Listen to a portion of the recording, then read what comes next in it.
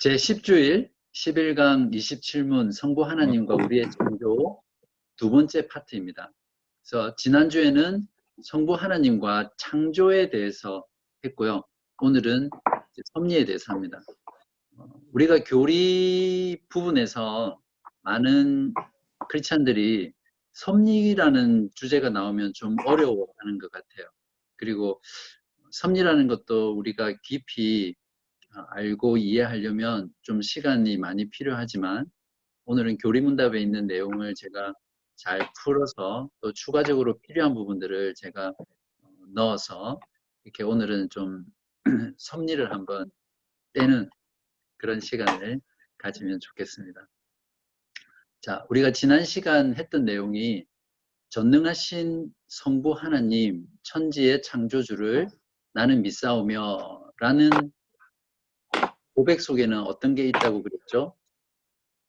지난 시간 한 거는 그러니까 하나님께서 무엇을 창조하셨나라는, 즉 하나님께서 모든 존재를 시작하게 하신 분이라는 것을 고백하는 거죠. 근데 오늘 섭리의 신앙은 무엇이냐면, 섭리의 신앙에서 천지의 창조주를 나는 믿사오며 라고 고백하는 것은 하나님께서는 지금 무엇을 하고 계시는가, 무엇을 창조하셨는가를 지난 시간에 했다면, 창조의 신앙은 동시에 하나님께서 지금 무엇을 하고 계시는가, 즉 존재를 지속하게 하시는 하나님 아버지를 믿는다는 것이 포함되어 있습니다. 이 두 가지 중에 어느 하나를 믿지 않는 것은 참된 신앙이 아닙니다. 대부분은 하나님이 창조하셨다는 것은 믿지만 어떤 분들의 경우에는 하나님이 모든 피조 세계를 창조하시고 섭리하신다라는 이 신앙을 잘 깨닫지 못하거나 받아들이지 못하는 분들이 종종 계시거든요. 근데 참된 신앙은 창조하신 하나님과 함께 섭리하신 하나님을 같이 믿는 것입니다. 예를 들면 부모가 자식을 낳기 위해서 참 많은 노력을 하죠. 저도 젊은 가정가를 맡고 있는데 자녀를 가지고 싶어 할 때 부모들이 참 많이 애쓰고 노력하는 걸 봅니다. 그렇게 해서 자녀가 태어나면 그 자녀를 그대로 내버려 두지 않잖아요. 그 자녀가 알아서 네가 젖병 먹고 네가 우유 챙겨 먹고 네가 알아서 학교 가고 그렇게 성인이 되라, 그렇게 하지 않잖아요, 부모가. 마찬가지로 하나님께서는 창조하시고 그 창조하신 피조 세계를 하나님이 창조하신 법칙이나 또는 어떤 것에 의해서 저절로 돌아가도록 그렇게 내버려 두지 않으시고 부모의 손길, 즉 아버지의 손길로 기르시는 것처럼 하나님이 창조하신 창조 세계를 다스리고 계시다라는 것이 섭리의 신앙의 요약입니다. 세상에서는 과거에서부터 그렇고 이 섭리에 대한 부분을 나름대로 답변을 해왔습니다. 그래서 세상적인, 네, 잠깐만요. 채팅이 들어와가지고요. 네. 이진순 교우님 뮤트 해달라고 그러네요. 네. 섭리에 대한 세상의 답변에는 어떤 게 있냐면요. 첫 번째는 우연이죠. 세상의 모든 것들이 우연히 일어난 거예요. 아무런 계획이나 기획이나 어떤 것 없이 그냥 우연히 일어난 거예요. 결혼을 한 것도 그냥 우연히, 누가 태어난 것도 우연, 사고가 난 것도 우연, 모든 것이 우연이라는 거죠. 두 번째는 이제 운명이에요. 모든 것이 다 정해져 있는 거예요. 그래서 이런 것들을 믿고 사는 사람은 인생 자체가 로또 같은 거예요. 그래서 인생에서 의미를 찾을 수가 없고 어떤 사건이나 일이 일어났을 때 그것이 왜 일어났는지 알 수 없기 때문에 굳이 이 세상을 살면서 선을 추구할 이유가 없는 거죠. 그 다음에 생각은 뭐냐면 이제 최근 들어서 많이 현대에서 생긴 개념인데, 자연 법칙이나 과학 기술에 의해서 세상이 진보해 나갈 수 있다는 겁니다. 그래서 세상이 어떤 하나님의 섭리에 의해서 움직이는 것이 아니라 자연의 법칙과 과학 기술에 의해서 움직여가고 발전해 나간다라는 생각이죠. 이런 생각들은 우리가 많이 현대를 살아가면서 경험하죠.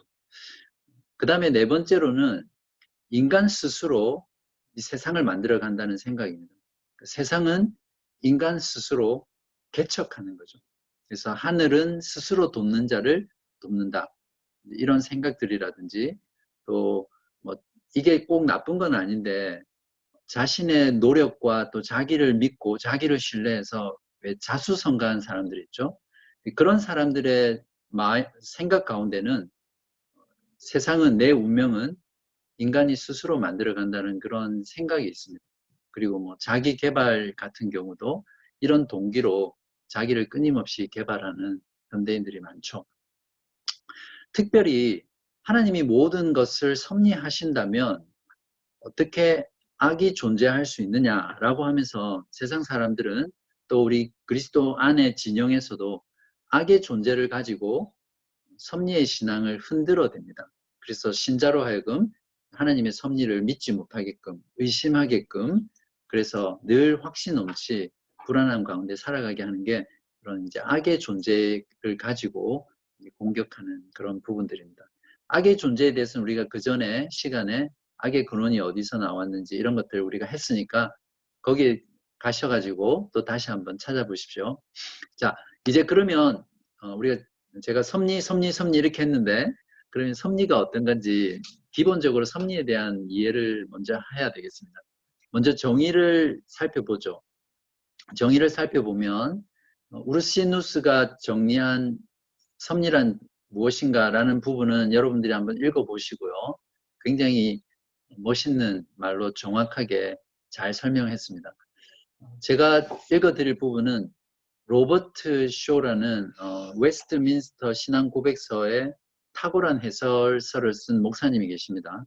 그분이 이제 웨스트민스터 신앙 고백서 안에서 섭리를 이렇게 표현하고 있습니다. 세상 가운데 역사하시는 그의 거룩한 의지 이렇게 표현하고 있습니다. 즉 섭리는 하나님의 의지라는 거죠. 하나님께서 원하는 뜻대로 세상을 만들어 가신다라는 이제 그런 표현에서 의지라고 할 수 있습니다.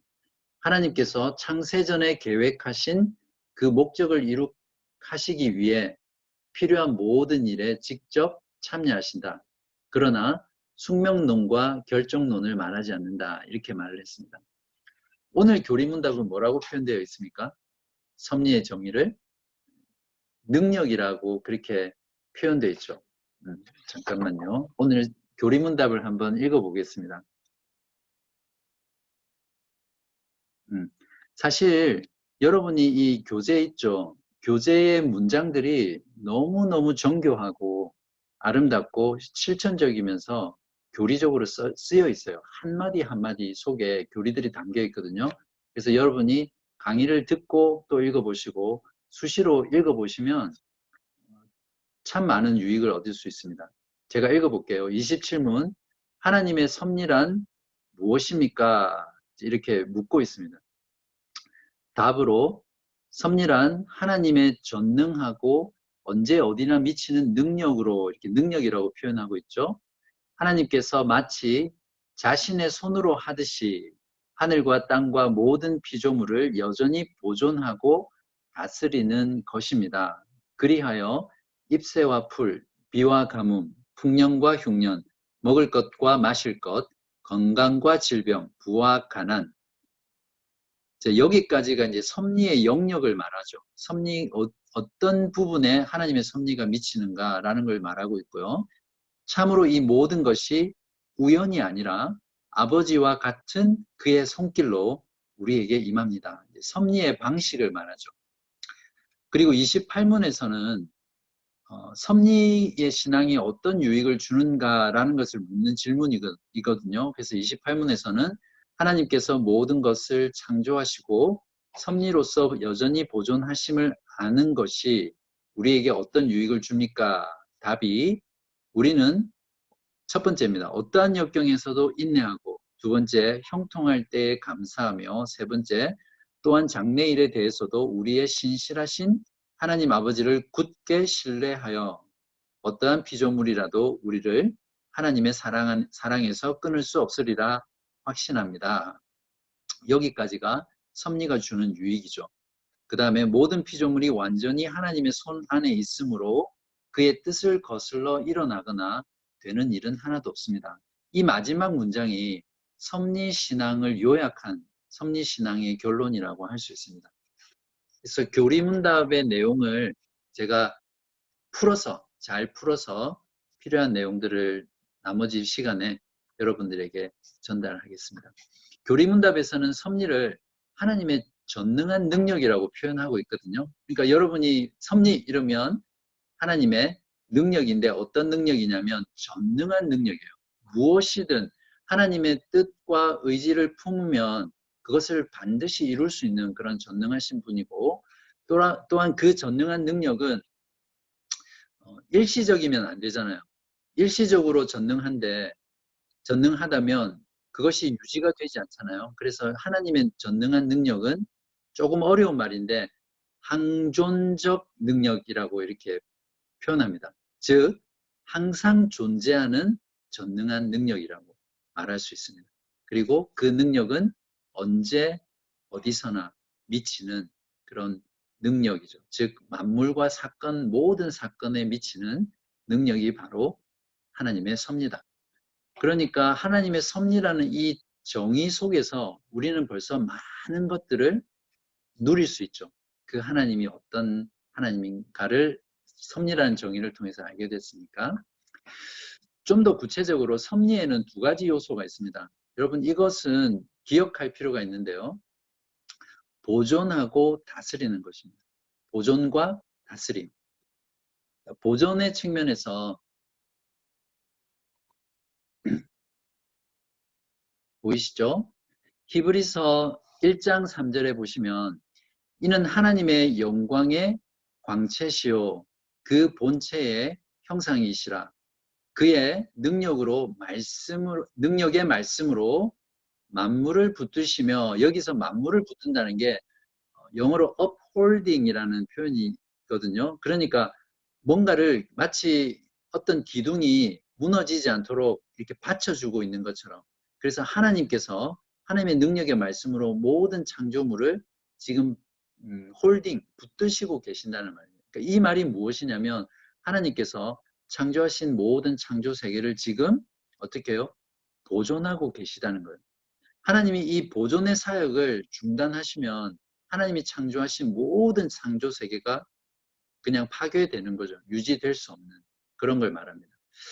그리고 골로새서 1장 17절에 보면 또한 그가 만물보다 먼저 계시고 만물이 그 안에 함께 섰느니라. 사도행전 17장 28절에는 우리가 그를 힘입어 살며 기동하며 존재하느니라. 산다는 것은 live, 기동한다는 것은 moving, 존재한다는 것은 exist. 이제 그런 의미예요. 그러니까 우리가 살고 움직이고 존재하는 것, 즉 호흡을 하고 뭔가를 일을 하고 즐기고 하는 모든 일들이 어떻게 해요? 그를 힘입어 산다고 되어 있으니까 전적으로 창조주 하나님께 의존되어 있다는 것입니다. 만약에 하나님께서 지금 이 섭리의 사역을 중단하면 우리는 존재할 수도 없고 살 수도 없고 움직일 수도 없는 그런 존재가 바로 우리 피조물이라는 것을 오늘 교리문답은 잘 설명해 주고 있습니다.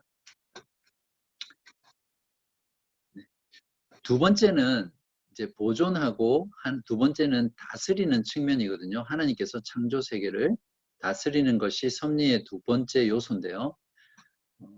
이 다스리면은 여러 가지 또 요소가 있습니다.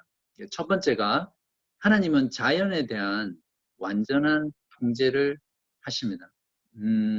제가 왔다 갔다 성경구절 하니까 좀 번거로워서 그냥 읽을게요. 여러분이 잘 들어주십시오.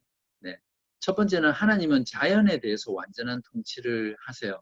마태복음 5장 45절에 보면 이같이 한즉 하늘에 계신 너희 아버지의 아들이 되리니 이는 하나님이 그 해를 악인과 선인에게 비추시며 비를 의로운 자와 불의한 자에게 내려주시니라. 그 다음에 욥기서 37장 10절과 12절에 보시면 하나님의 입김이 얼음을 얼게 하고 물의 너비를 줄어들게 하느니라. 참 멋있는 표현이죠. 그는 감싸고 도시며 그들의 할 일을 조종하시느니라. 그는 땅과 육지 표면에 있는 모든 자들에게 명령하시느니라. 이렇게 많은 성경 말씀이 하나님은 자연에 대해서 부분적인 통제도 아니고 완전한 통제를 하신다는 것을 우리에게 말씀해 줍니다. 두 번째는 지구상에 있는 모든 민족과 나라를 통치하고 계시는 것이 하나님의 섭리의 통치의 부분입니다. 다니엘서 4장 25절에 보면 여러분이 잘 아시는 것처럼 느부갓네살 왕에 대한 이야기가 나오잖아요. 그 부분에서 왕이 사람에게서 쫓겨나서 들짐승과 함께 살며 소처럼 풀을 먹으며 하늘 이슬에 젖을 것이요 이와 같이 7대를 지낼 것이라.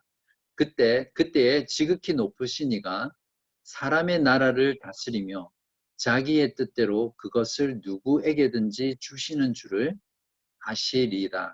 이렇게 말을 하고 있습니다. 그리고 사도행전 17장 26절에는 인류의 모든 족속을 한 혈통으로 만드사 온 땅에 살게 하시고 그들의 연대를 정하시며, 즉 사람들의 수명을 하나님께서 정하신다는 거예요. 그리고 거주의 경계를 한정하셨으니라고 되어 있는데요. 지금 전 세계의 나라들 보면 나라마다 다 국경이 있잖아요. 그죠? 그래서 그 국경 안에서 한 나라를 구성해서 민족들이 살고 있는데 그러한 모든 것들이 인간 스스로 자기들이 국경을 만들고 인간들이 살아가는 것이 아니라 이것이 하나님의 창조의 섭리 중에서 다스리는 기능에서 하시는 일이라는 것입니다. 그리고 다니엘서도 나온 것처럼 우리가 선거해서 얼마 전에 한국에 국회의원 선거가 있었지만 국회의원을 뽑는다든지 대통령을 뽑는다든지 미국의 트럼프 대통령이라든지 그런 통치자가 악한 자든 선한 자든 모든 통치자들, 그런 나라의 권세들, 이런 모든 것들도 하나님께서 완벽하게 통치함 가운데 계신다는 것을 섭리신앙은 말해줍니다. 세 번째는 하나님은 세상의 모든 개인들도 완전하게 통치하고 계십니다. 사무엘상 2장 6절에서 8절인데요. 좀 내용이 기니까 이건 제가 보여드릴게요. 여호와는 죽이기도 하시고 살리기도 하시며 스올에 내리게도 하시고 거기에서 올리기도 하시는도다. 여호와는 가난하게도 하시고 부하게도 하시며 낮추기도 하시고 높이기도 하시는도다. 가난한 자를 진토에서 일으키시며 빈궁한 자를 거름더미에서 올리사 귀족들과 함께 앉게 하시며 영광의 자리를 차지하게 하시는도다. 땅의 기둥들은 여호와의 것이라. 여호와께서 세계를 그것들 위에 세우셨도다. 이 구절 안에 하나님의 섭리에 대한 많은 부분들이 나와 있죠. 이처럼 하나님께서는 세상의 모든 개인의 삶들도 완벽하게 통치하고 계신다는 것을 알 수 있습니다. 그리고 네 번째로 하나님의 섭리는 가정사에도 역사하십니다. 그리고 다섯 번째로 하나님은 인간의 자유로운 행위조차도 통제하고 계십니다. 이 부분을 또 제가 말씀을 보여드릴게요. 잠언 16장 1절을 보면 여러분 잘 아시죠? 마음의 경영은 사람에게 있어도 말의 응답은 여호와께로부터 나오느니라. 빌립보서 2장 13절에는 여러분도 잘 아시는 구절이지만 너희 안에서 행하시는 이는 하나님이시니 자기의 기쁘신 뜻을 위하여 너희에게 소원을 두고 행하게 하시나니. 영어에 보면 뒷부분에 both to will 이렇게 되어 있거든요. 그러니까 하나님께서 어떤 개인의 삶을 인도하고 이끌어 가시는 부분에 있어서도 어떻게 말하고 있습니까? 우리 안에 소원을 먼저 주시고 그 소원을 통해서 하나님의 뜻을 행하게 하신다는 거죠. 이런 성경 말씀을 보면 분명히 하나님께서는 인간의 자유로운 행위, 우리가 우리의 의지대로 우리의 마음대로 원하는 대로 하지만 그런 것들조차도 하나님께서 통치하고 계신다는 것을 우리들에게 말씀해 줍니다. 예를 들면 제가 가끔씩 그런 생각을 많이 하거든요. 어떤 사람들이 사업을 하잖아요. 뭐 사업을 하기도 하고 장사를 하기도 하는데 어떤 사람은 식당을 합니다. 어떤 사람은 페인트를 하고 어떤 사람은 가르치는 일을 하고 어떤 사람은 뭐 회계사를 하고 보면은 어떤 직장을 선택하고 직업을 선택하고 사업을 선택하고 아이템을 선정할 때 보면 자기 마음 가운데 전혀 마음에 끌리지 않는 일들을 하진 않거든요. 식당을 하시는 분들은 물론 뭐 어떤 경우에는 마지못해서 또 어쩔 수 없이 하는 경우도 많이 있지만 그런 선택이 가능할 때는 자신이 마음 가운데 좋아하는 분야가 있잖아요. 또 마음에 끌리는 분야가 있고 그런 것들을 통해서 어떤 직장과 직업과 삶을 이렇게 인도해 가시는 그런 하나님을 보면 하나님께서 어떤 일들을 행하실 때 우리의 마음에 소원을 주시고 어떤 욕구를 주시고 또 좋아하는 선호함을 주셔서 그것들을 통해서 하나님께서 그 뜻을 이루어 가시는구나 그런 생각들을 제가 많이 하게 됩니다. 오늘 교리문답에서 말하는 섭리의 예들이 나와 있거든요. 그걸 잠깐 살펴볼게요. 어떻게 나와 있습니까? 첫 번째는 잎새와 풀, 두 번째 비와 가뭄, 세 번째 풍년과 흉년.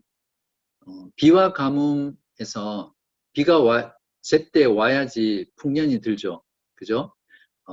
예레미야서 5장 24절에 보면 또 너희 마음으로 우리에게 이른 비와 늦은 비를 때를 따라 주시며 우리를 위하여 추수 기한을 정하시는 우리 하나님 여호와를 경외하라. 경외하자 이렇게 말하고 있는데요. 풍년과 흉년이라는 것은 오늘로 치면 우리가 열심히 어떤 결과를 위해서 노력하잖아요. 그죠? 근데 그 노력의 결과를 풍성하게 거둘 수도 있고 흉년처럼 정말 제대로 거두지 못하는 그런 삶이 있을 수 있습니다. 그죠? 그런 모든 것들도 결국 하나님의 섭리 가운데, 다스림 가운데 있다라는 것을 말해주고 있습니다. 먹을 것과 마실 것, 즉 우리가 생존을 위해서 필요한 모든 필요한 것들도 하나님께서 공급해 주신다는 말씀이고 그 다음에 건강과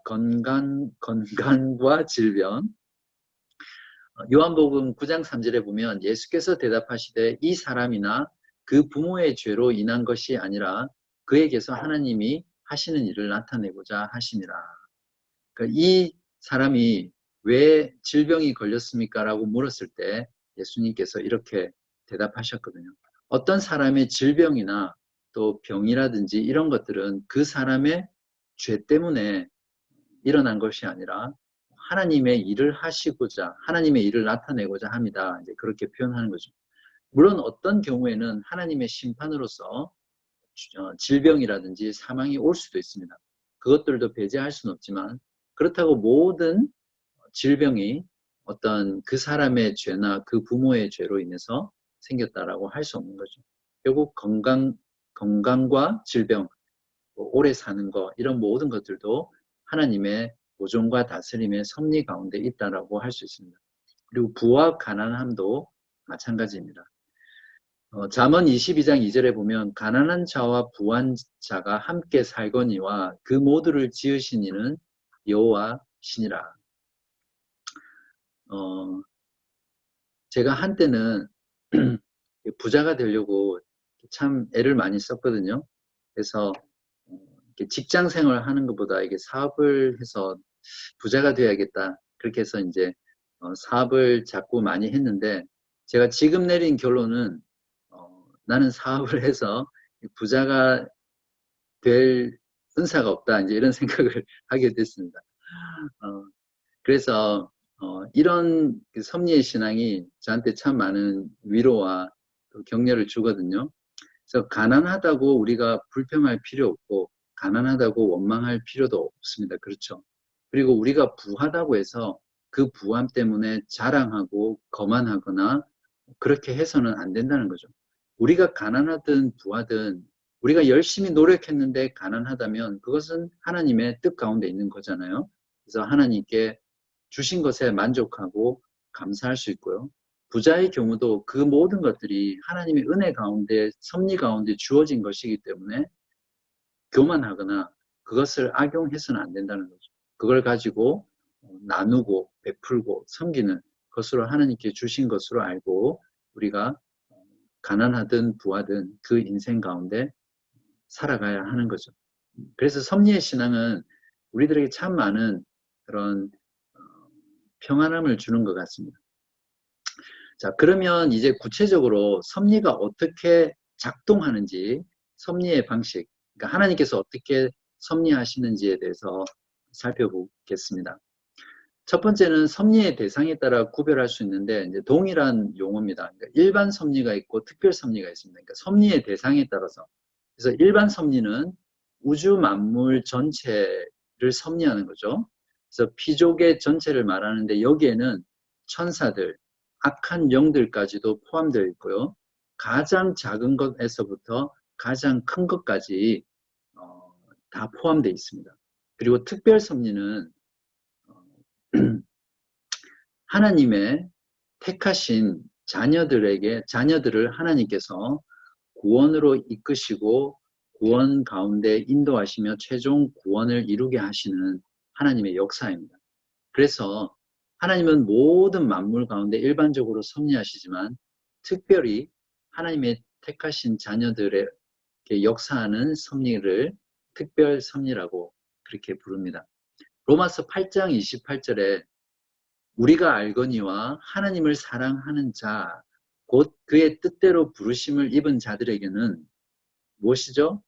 모든 것이 합력하여 선을 이루느니라. 이 구절 하나만 우리가 잘 암송하고 무슨 뜻인지 섭리의 신앙과 연결시켜서 알고 있다면 우리가 인생을 살아가면서 경험하는 많은 일들을 잘 인내하며 넘어갈 수 있을 거라고 생각합니다. 두 번째는 섭리의 방법에 따라, 그러니까 첫 번째는 섭리의 대상에 따라 섭리가 어떻게 작동하는지 우리가 봤고요. 두 번째는 섭리의 방법에 따라 섭리가 어떻게 작동하는지 보겠습니다. 첫 번째, 비상섭리, 그리고 두 번째 통상섭리 이렇게 부르는데요. 용어가 조금 낯설어도 그냥 이해하시면 되겠습니다. 비상섭리는 말 그대로 하나님께서 비상한 방법으로 섭리하신다는 거죠. 쉽게 말하면 하나님이 직접 개입하셔서 보존하시고 다스리는 것을 말합니다. 초자연적인 역사 또는 이적을 통해서 하나님께서 섭리하시는 거죠. 성경에 나오는 사건들 중에 출애굽의 기적, 10가지 재앙을 내리는 것이라든지 홍해를 건너는 것이라든지 수많은 이스라엘 백성들이 경험했던 그 기적들, 그리고 예수님이나 사도들이 병자를 치유했던 경우, 예수님께서 죽은 나사로를 살리신 것, 이런 것들은 어떤 자연의 법칙이나 순리를 초월해서 그것을 깨뜨리고 하나님께서 직접 개입하는 거잖아요. 그죠? 그래서 하나님께서는 이렇게 비상적인 방법으로 섭리하십니다. 그래서 우리 그리스도인들이 하나님의 이적과 기적을 부인해서는 안 됩니다. 그것을 쫓아가고 모든 것을 기적을 체험하기를 원하는 신앙은 분명히 잘못된 신앙이지만 그렇다고 우리가 하나님께서 기적적으로, 이적적으로 역사하시는 것을 부인해서는 안 되는 거죠. 두 번째는 이제 통상섭리라고 부르는 부분인데요. 대부분의 경우에 하나님은 일반적인 자연의 법칙과 그리고 원인과 결과, 인과관계를 무시하고 그것들을 외면한 채 역사하지 않으신다는 거예요. 그러니까 통상적으로는, 일반적으로는 하나님께서 원인과 결과의 관계를 사용해서 하나님께서 보존하시고 다스려 가십니다. 이것은 어떤 것을 의미하냐면 모든 만물의 제1되는 근원은 하나님이시죠. 분명하게. 궁극적으로는 모든 것의 원인은 하나님이십니다. 그러나 하나님께서 하나님이 피조물들을 다스려 가실 때는 두 번째 원인, 제2의 원인을 사용하셔서 간접적으로 하나님께서 통치해 가시는 것을 말을 합니다. 그런데 제2의 원인을 통해서 섭리하실 때는 그 제2의 원인이 가지고 있는 독특한 성격이나 성질이나 자유로운 의지들을 간섭하지 않으시고 그들 자유롭게 하시도록 하면서 하나님의 뜻을 이루어 가시는 거죠. 이 부분은 사실 우리가 이성과 논리로 이해하기는 어렵습니다. 어떻게 우리 자신의 자유의지로 행동하고 선택하고 결정하고 움직여 가는데 그것이 하나님의 뜻에 반하지 않게 하나님께서 섭리해 가신다라는 것은 우리의 이성으로 이해할 수 없죠. 이성으로 이해되면 그분은 하나님이 아니시겠죠. 그분이 하나님이기 때문에 우리는 이해하지 못하지만 그렇게 하나님의 뜻대로 섭리해 가시고 보존해 가시고 통치해 가신다는 것을 우리가 믿을 수 있습니다. 이것이 하나님이 섭리해 가는 방식입니다. 한 번 더 정리를 하면 하나님께서 자연은 자연 법칙으로 섭리해 가시고요. 인간과 천사는 자유로운 의지로, 그들의 자유로운 의지로, 우리 조금 전에 봤었죠. 자유로운 의지로 하나님께서 섭리해 가십니다. 그러면 여기서 하나님의 섭리와 인간의 자유가 좀 충돌하는 것 같잖아요. 그죠? 분명히 죄의 문제에 있어서는 인간이 스스로 짓는 거잖아요. 하나님의 의지와 상관없이 죄를 짓는 거잖아요. 그죠? 그런데 여기에서 만약에 어떤 인간이 죄를 지을 때, 우리가 죄를 지을 때 하나님의 의지와 상관없이 전적으로 인간이 죄를 짓고 또 그 결과 죄악이 발생한다면 하나님은 무능력하시거나 아니면 무책임한 하나님이 되시겠죠. 인간의 그 자유롭게 짓는 죄를 전혀 통제하지 못하시는 분이시잖아요. 통제하신다고 하면 그것에 대해서 아무것도 하지 않으시니까 죄를 방관하시는 분이시고, 그죠? 그래서 무능력하거나 무책임한 분이 될 수 있는데, 분명한 것은 내가 결정하고 내가 행하는 것입니다. 그렇죠? 하나님께서 강제적으로 우리로 하여금 죄를 짓게 하신 것도 아니고, 그것은 또 하나님의 결정도 아닙니다. 그러나 우리가 여기서 분명히 알아야 할 것은 하나님의 뜻과 무관하게 일어나는 죄나 악은 있을 수가 없다는 거죠. 궁극적으로 우리들의 죄, 인간의 죄와 악조차도 하나님의 통치하심과 하나님의 보존하심과 그 섭리 가운데 들어있다라고 우리가 분명히 이야기할 수 있습니다. 그래서 그렇기 때문에 인간과 천사의 자유의지로 하나님께서 섭리해 가시기 때문에 세상 가운데는 좋은 일도 일어나고요. 나쁜 일도 일어납니다. 그러나 궁극적으로 하나님의 섭리에 의해서 하나님이 창세전에 정하신 뜻과 작정된 의지에 따라서 궁극적인 선을 향해서 세상은 움직여가고 있습니다. 좁게 보면 세상 가운데는 악이 있고 죄가 있고 고통이 있고 슬픔이 있고 모든 불합리함이 있지만 그러한 모든 것들 속에서 세상이 진행되어 갈 때 최종적으로 하나님의 궁극적인 선이 이루어지도록 하나님께서는 지금 섭리해 가시면서 다스리고 보존하고 통치해 가신다는 것을 우리가 기억해야 되고 그것이 바로 하나님께서 세상을 섭리로 통치해 가는 방식입니다.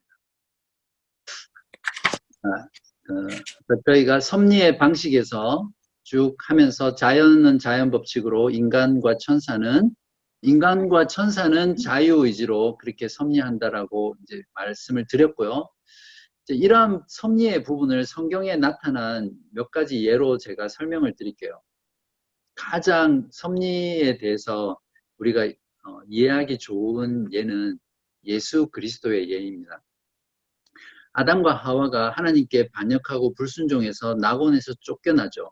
쫓겨나시면서 하나님께서 가죽옷을 지어주세요. 그죠? 가죽옷을 지어주시면서 3장 15절에 원시복음이라고 하는 약속을 주시잖아요. 그래서 여자의 후손이 뱀의 후손의 머리를 깨트리고 상하게 할 것이고 뱀의 후손은 여자의 후손, 즉 메시아죠. 메시아고 메시아를 통해서 탄생하는 교회를 말하죠. 메시아의 발꿈치를 상하게 할 것이다. 그래서 성경의 나머지 역사는요. 이 사탄과 오실 메시아와의 이 싸움이에요. 그러니까 하나님의 나라와 사탄의 나라와의 싸움인데 예수님께서 탄생하셨을 때 이 예수 메시아의 탄생을 방해했던 세력이 누구예요? 헤롯.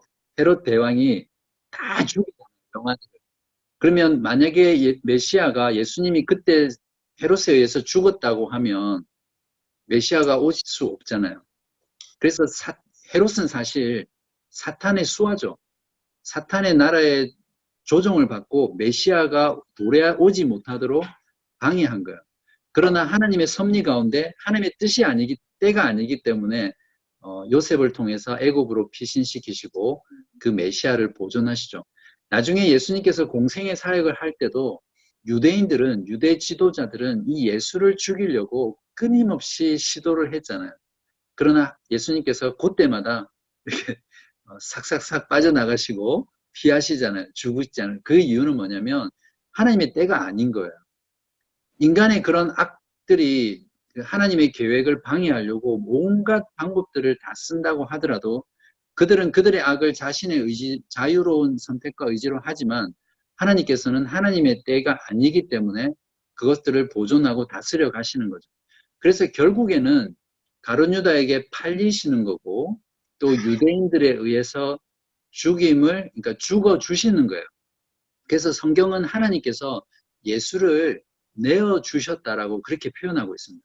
그러니까 어떤 유대인들이나 또 사람의 악에 의해서 예수님께서 십자가에 못 박힌 것이 아니라 이미 창세 전에 하나님께서 예수 그리스도 안에서 작정하시고 또 예정하신 그 구원의 뜻에 따라서 하나님의 때에 예수님께서 십자가에서 죽으시고 구속의 사역을 완성하신 것이거든요. 그러니까 예수님의 이 구속의 사역의 과정만 보더라도 우리는 하나님의 사역, 섭리와 또 인간의 자유와 이런 모든 것들을 이해할 수 있습니다. 가룟 유다의 경우도 마찬가지고요. 그리고 요셉과 야곱의 예에 있어도 우리는 그것을 볼 수 있습니다. 여러분도 잘 아시겠지만 요셉과 야곱의 관점에서 보면 그들의 인생은 정말 처절하고 고통으로 얼룩진 삶이었잖아요. 요셉의 형들이 그 동생을 죽이려고 했고 노예로 팔았던 그 현실, 그리고 보디발의 지하 감옥에 그렇게 갇혀서 거의 절망 상태에 있던 그 요셉을 한번 생각해 보십시오. 그리고 야곱의 경우에는 이미 가장 사랑하는 요셉을 자기 가슴에 묻었어요. 그렇죠. 이미 자식의 죽음으로 스오레까지 내려간 그런 슬픔 가운데 있었던 사람입니다. 그러나 결국 하나님의 관점에서 보면 그러한 악들을 하나님께서 악에 의해서 하나님의 뜻이 좌절되지 않으시고 하나님의 뜻이 궁극적으로 이루어지게 되고 결국 요셉을 애굽의 총리가 되게 하셔서 이스라엘 민족, 유대 민족의 태동인 이스라엘 민족을 보존하시고 결국 나중에 출애굽해서 이스라엘이라는 거대한 나라를 만드시잖아요.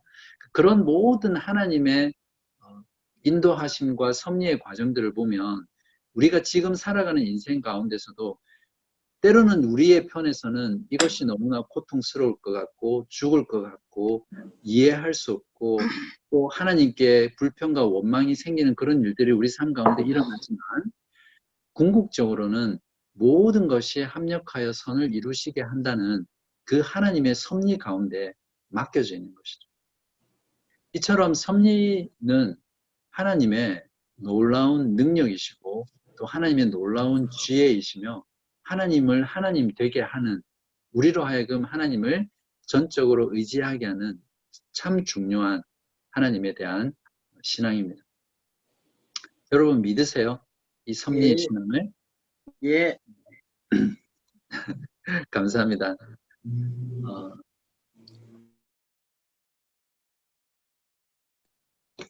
네, 그러면 이제 제가 섭리 교리의 실천적인 부분을 말씀을 드릴게요.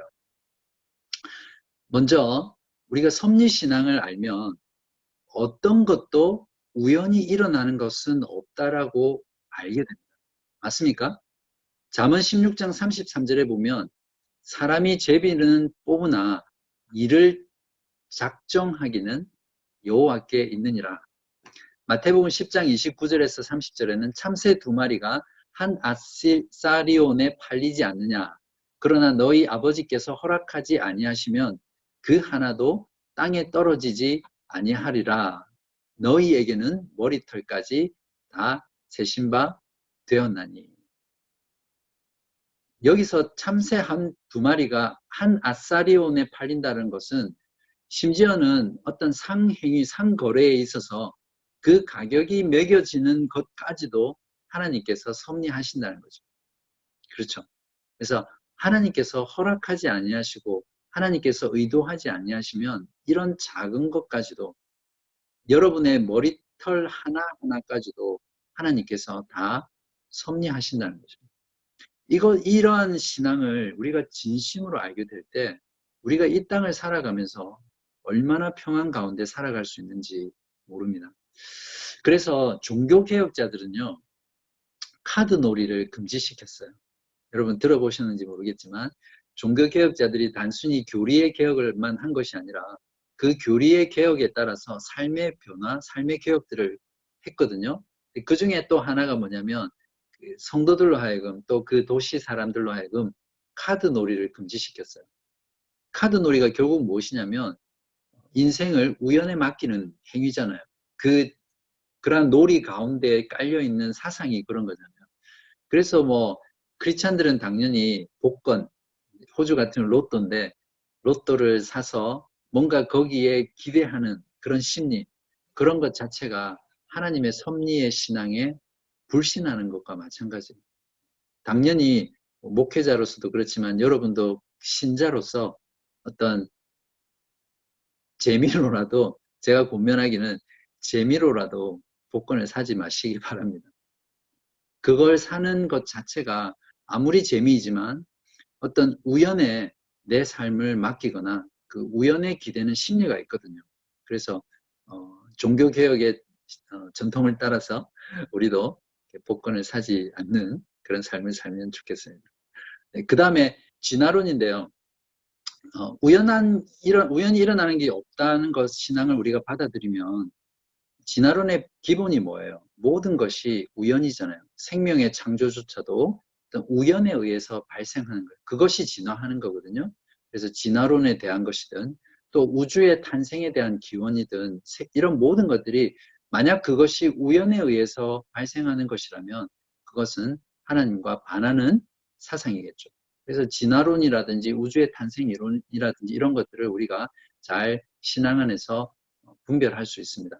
그리고 요즘 되게 유행하는 것 중에 하나가 뭐냐면 생태학이라는 것인데요. 이컬러지라는 말 많이 들어보셨을까요? 가전제품에도 요즘은 에코시스템 이렇게 해서 환경, 자연 이런 것들 많이 하잖아요. 추구하잖아요. 그러한 생태학의 기본적인 기저에 깔린 사상이 뭐냐면 인간이 자연의 균형을 깨고 있다는 것입니다. 그래서 자연의 균형을 맞춰주려는 시도가 생태학에 깔려있는 기본적인 사상이거든요. 물론 외적으로 볼 때는 참 좋은 부분입니다. 자연을 보호하고 균형을 다시 잡아줘서 자연을 우리 후손에게 물려줘서 영원토록 보존하자. 이런 취지는 참 좋은 거잖아요. 그러나 그 사상의 기저에는 결국 인간이 자연을 다스릴 수 있다라는 사상이 깔려 있는 것이에요. 그러나 하나님은 하나님께서 자연을 보존하고 다스리기 때문에 인간의 악함에 대해서 하나님은 자연을 인간에게 저항하도록, 그러니까 자연이 인간에 저항하도록 그렇게 만드세요.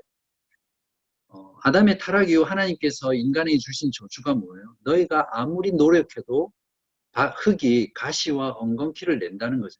즉 자연 만물이 인간을 저항하게 하는 것은 하나님의 뜻입니다. 인간의 죄로 인해서. 또한 인간이 하나님께 순종하거나 또 하나님의 말씀 가운데 있을 때, 또 인간이 선할 때 또 하나님은 자연을 통해서 자연 만물이 또 인간을 위해서 존재하도록 또 보존하고 다스리는 분이시죠.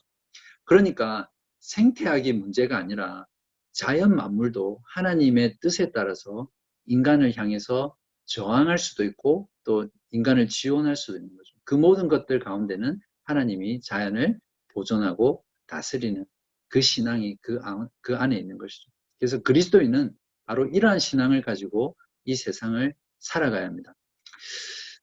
두 번째는 이 세상에서 당하는 모든 일이 하나님 아버지다운 손길에서 온 것임을 신뢰할 수 있습니다. 오늘 교리문답에도 보면 참으로 이 모든 것이 우연이 아니라 아버지와 같은 그의 손길로 우리에게 임한다. 이렇게 말하고 있습니다.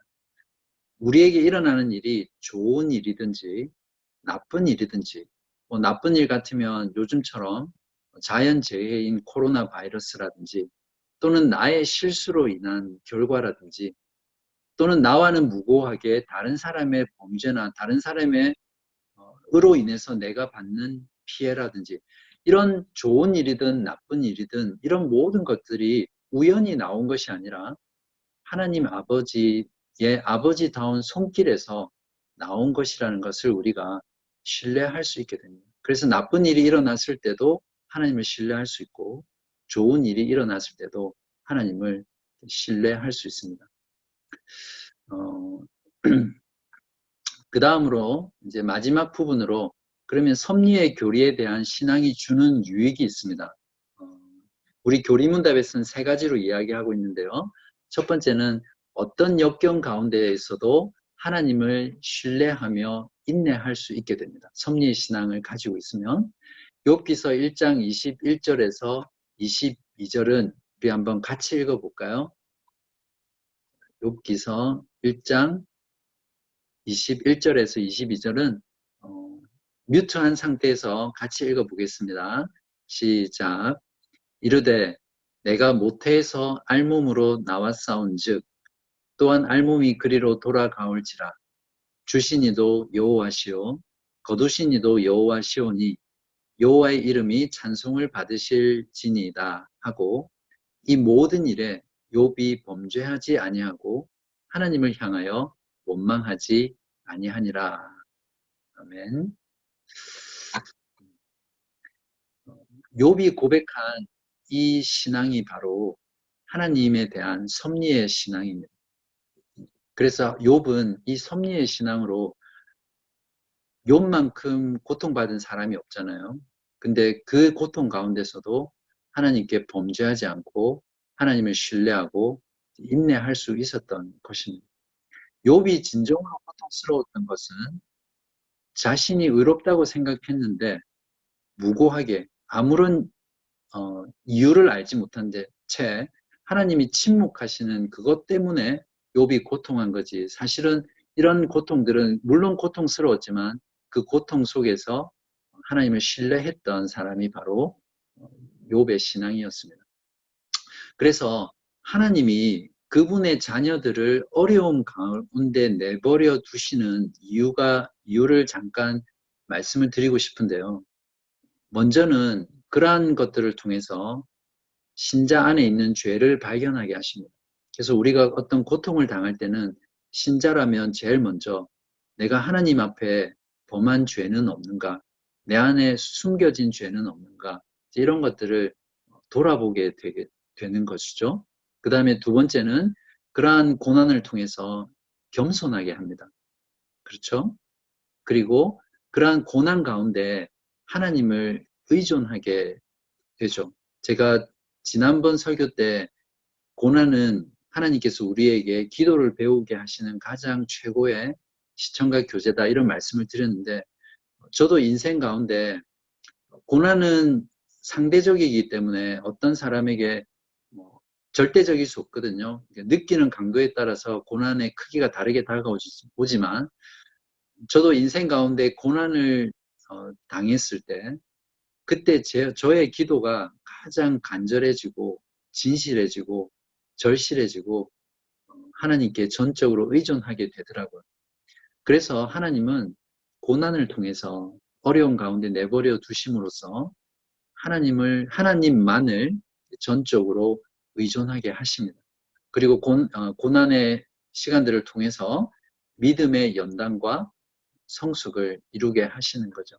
그리고 욥의 경우처럼 신자의 그 견고한 믿음을 세상 가운데 드러내심으로써 그 신자의 믿음을 높여주시고, 또 그것을 통해서 하나님께서 영광 받으시는 거죠. 어떤 신자가 고난 가운데 욥처럼 믿음을 끝까지 지키고 인내하면서 하나님을 드러내는 신앙을 보였다고 하면, 그 사람의 신앙을 통해서 교회 공동체든지 믿지 않는 주변의 이웃들에게 세상 사람들에게 그 믿음이 정말 순결하구나, 그 믿음이 정말 진짜구나, 저 사람은 정말 예수 믿는 참된 기독교인이야. 그걸 통해서 하나님께서 영광 받으시는 거죠. 그래서 신자에게는 모든 고난이 우리에게 유익이 되는 하나님의 섭리라고 우리가 받아들일 수 있습니다. 두 번째 섭리의 신앙의 유익은 우리가 형통할 때 감사하게 되죠. 겸손하게 되고 모든 것이 잘 이루어지는 것 같을 때 교만하지 않고 범사에 하나님께 감사하게 됩니다. 섭리의 신앙을 우리가 알고 있으면, 그래서 신명기 8장 10절에 보면 네가 먹어서 배부르고 너의 하나님 여호와께서 옥토를 너에게 주셨으므로 말미암아 그를 찬송하리라. 데살로니가 전서 5장 18절에는 범사에 감사하라. 이것이 그리스도 예수 안에서 너희를 향하신 하나님의 뜻이니라. 세 번째로는 미래에 대한 소망의 확신을 줍니다. 이용규 선교사님이 쓴 책인가요? 이렇게 내려놓음 이런 책들이 있는데, 진정한 내려놓음은 바로 이 섭리신앙에서 나옵니다. 모든 나의 미래를 하나님께 맡기는 거죠. 시편 55편 22절에는 너의 짐을 여호와께 맡기라. 그가 너를 붙드시고 의인의 요동함을 영원히 허락하지 아니하시리로다. 또한 하나님에 대한 사랑의 확신이 흔들리지 않기 때문에 미래에 대한 소망이 흔들리지 않고 견고하게 됩니다. 로마서 8장 38절에서 39절에 내가 확신하노니 사망이나 생명이나 천사들이나 권세자들이나 현재일이나 장래일이나 능력이나 높음이나 깊음이나 다른 어떤 피조물이라도 우리를 우리 주 그리스도 예수 안에 있는 하나님의 사랑에서 끊을 수 없으리라. 그 어떠한 것도 우리를 죽이려고 하는 그런 위협조차도 하나님이 택하신, 하나님이 구원하신 하나님의 자녀들은 하나님의 사랑에서 끊을 수 없다라는 이 하나님의 약속이 우리로 하여금 우리가 미래를 알 수 없고 내일 일을 알 수 없고 내가 어떻게 죽을지 알 수 없지만 그 모든 미래 속에서 하나님을 신뢰하고 또 소망에 대한 확신 가운데 흔들림 없이 살아갈 수 있는 게 바로 섭리의 신앙이 주는 중요한 이유입니다. 그래서 섭리의 신앙을 가지고 있으면 염려가 없는 삶, 스트레스가 없는 삶을 살 수 있는 비결이 바로 우리가 섭리의 신앙 가운데 이렇게 굳게 서 있을 때입니다. 물론 우리가 예수 그리스도를 믿고 구원받지만 어떤 사람의 경우 예수님의 십자가의 죽으심과 부활을 믿으면 돼. 그냥 계속 그것만 강조하는 거예요. 근데 신앙이라는 건, 참된 신앙이라는 것은 바로 이런 창조주 하나님, 섭리의 하나님, 이런 신앙들이 다 포함되어 있는 거예요. 그래서 이런 신앙들을 우리가 마음속에 깊이 깨닫고 교리적으로 알고 그것이 나의 체험적 신앙이 될 때 우리의 믿음이 얼마나 견고하고 또 그 믿음 가운데 우리가 삶을 누릴 수 있는지 모릅니다. 이거는 교리문답에 없는 내용인데요. 한 가지를 더 추가하면 교회에 대한 확신과 소망을 우리가 가질 수 있습니다. 하나님의 궁극적인 선, 하나님의 창세전의 계획, 작정은 무엇입니까? 에베소서 1장 3절 4절에 있는 것처럼 모든 것이 그리스도 안에서 통일되고 하늘에 있는 모든 신령한 복을 그리스도 안에 주시고 그리스도 안에서 하나님의 교회를 예정하고 선택하신 거잖아요. 그러니까 결국 하나님의 궁극적인 선은 하나님의 영광과 또 교회의 구원입니다.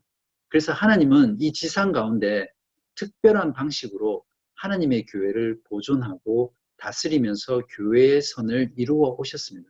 이것이 교회거든요. 세상 가운데 영원히 존재하는 유일한 기관은 교회밖에 없습니다. 이것이 교회의 영원성입니다.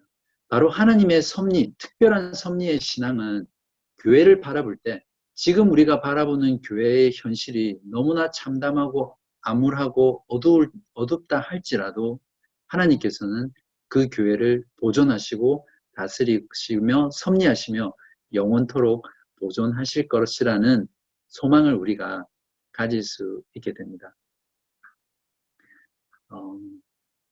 결론적으로 섭리신앙의 목적은 하나님의 영광입니다. 궁극적으로 우리의 존재의 목적도 하나님의 영광이고, 하나님께서 우리의 삶을 섭리하셔서 구원으로 이끄시는 것도 궁극적으로 하나님의 영광이며, 하나님의 택한 백성들의 모임인 교회를 구원하셔서 세상 끝날까지 보존하시는 것도 하나님의 영광입니다.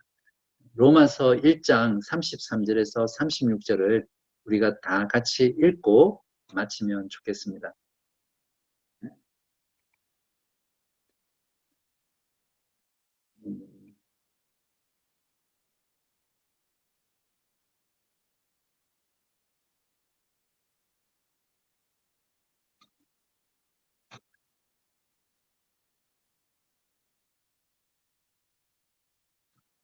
자, 읽겠습니다. 시작. 내가 확신하노니 사망이나 생명이나 천사들이나 권세자들이나 현재일이나 장래일이나 능력이나 높음이나 깊음이나 다른 어떤 피조물이라도 우리를 우리 주 그리스도 예수 안에 있는 하나님의 사랑에서 끊을 수 없으리라. 아멘. 제가 한 구절만 더 읽어드리겠습니다. 로마서 11장 33절에서 36절인데요. 깊도다 하나님의 지혜와 지식에 풍성하며 그의 판단은 헤아리지 못할 것이며 그의 길은 찾지 못할 것이로다. 누가 주의 마음을 알았느냐? 누가 그의 모사가 되었느냐? 누가 주께 먼저 드려서 갚으심을 받겠느냐? 이는 만물이 주에게서 나오고 주로 말미암고 주에게로 돌아감이라. 그에게 영광이 세세에 있을지어다. 아멘. 네, 이렇게 해서 오늘 강의를 마치고요. 제가 기도하고 우선 오늘 내용을 마치도록 하겠습니다. 하나님 아버지 감사합니다. 오늘 하나님의 섭리에 대해서 저희들이 배웠습니다.